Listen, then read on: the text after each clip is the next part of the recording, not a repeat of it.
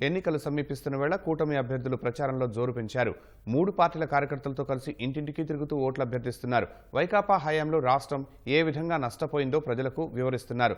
అధికారంలోకి వచ్చాక అమలు చేయబోయే సూపర్ 6 పథకాలను ప్రజల్లోకి తీసుకెళ్తున్నారు.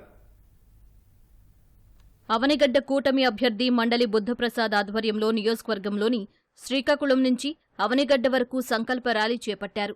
ఈ కార్యక్రమంలో జన సైనికులు, పసుపు దళం, భాజపా కార్యకర్తలు భారీగా పాల్గొన్నారు. బాపట్ల జిల్లా అద్దంకిలో గొట్టిపాటి రవికుమార్ తనయుడు Harshavardhan tea time with Addanki నిర్వహించారు. దుకాణాల వద్దకు వెళ్లి ప్రతి ఒక్కరిని పలకరిస్తూ తెలుగుదేశం పార్టీని గెలిపించాలని అభ్యర్థించారు.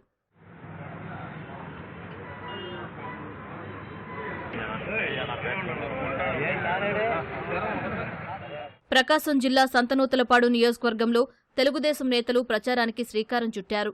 ఒంగోలు మర్రిచెట్టు వద్ద ఆంజనేయస్వామి ఆలయంలో పూజలు చేసి ప్రచార రథాన్ని ప్రారంభించారు. నెల్లూరు అర్బన్ కూటమి అభ్యర్థి నారాయణ నగరంలోని 42వ డివిజన్లో ఇంటింటికి ప్రచారం నిర్వహించారు. ఓటర్లకు పార్టీ కరపత్రాలను అందజేసి సూపర్ 6 పథకాల గురించి వివరించారు.